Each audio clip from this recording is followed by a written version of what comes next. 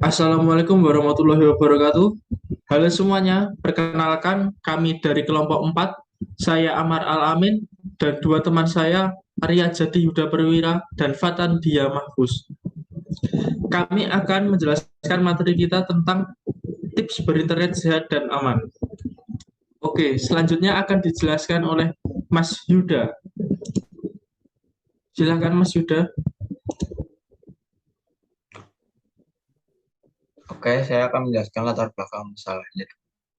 Berdasarkan situs patrolicyber.id, terdapat 15.152 aduan kejahatan cyber seperti penipuan, pengancaman, penghinaan, dan lain-lain yang dilaporkan melalui portal Patroli Cyber sepanjang Januari hingga September 2021 dengan total kerugian mencapai 3,88 triliun.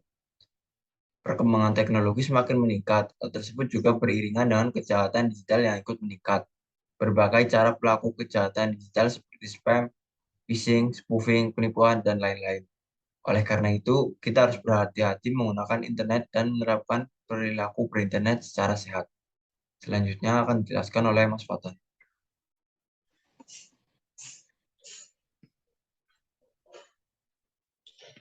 Berikut ini adalah beberapa kasus kejahatan siber di tahun 2022. Kasus yang pertama yaitu kasus Bejorka pada 2022. 1 bulan yang lalu Indonesia dibuat geger oleh Bejorka, orang yang mengaku dirinya telah menjual sebanyak 105 juta data milik warga Indonesia yang berasal dari Komisi Pemilihan Umum. Yang kedua, kebocoran data Bank Indonesia pada Januari 2022. Kasus kebocoran data menimpa Bank Indonesia alias BI. Setidaknya terdapat 16 komputer di kantor cabang BI di Bengkulu yang mengalami kebocoran data dan telah dibenarkan oleh Badan Siber dan Sandi Negara atau BSSN. Yang ketiga, data 17 juta pelanggan PLN.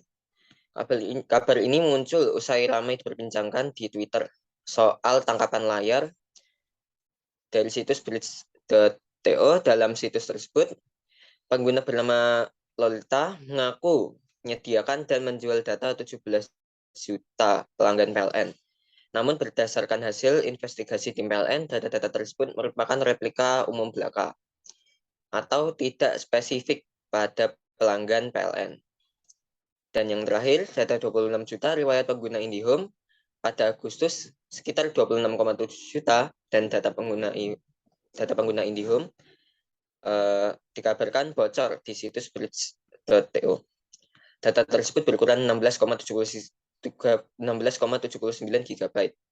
Berisikan catatan browsing seperti waktu dan jenis situs yang dikunjungi, serta data personal lain, seperti nama lengkap, NIK, dan jenis kelamin. Slide selanjutnya akan dijelaskan oleh Mas Amar.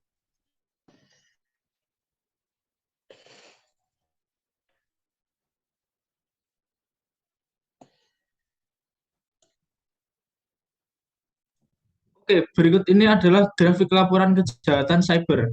Laporan konten kasus kejahatan cyber pada Januari sampai September 2021.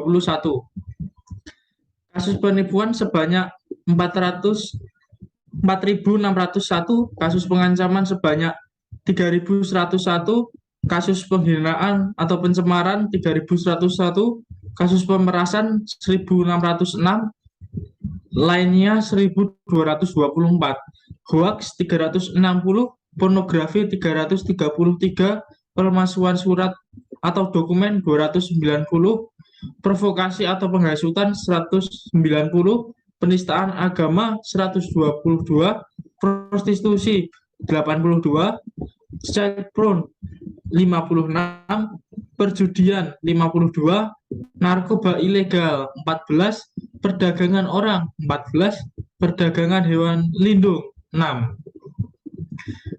Oke, selanjutnya akan dijelaskan oleh Mas Yuda.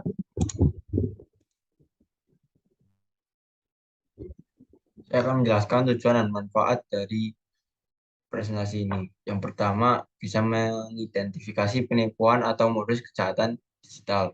Yang kedua, dapat memanfaatkan internet dengan lancar dan aman. Yang ketiga, bisa menerapkan cara berinternet dengan sehat dan aman. Yang keempat, lebih berhati-hati pada saat berselancar di media sosial. Yang kelima, menambah wawasan dan literasi.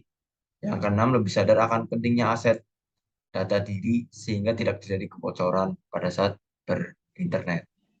Untuk selanjutnya akan dijelaskan oleh Fab.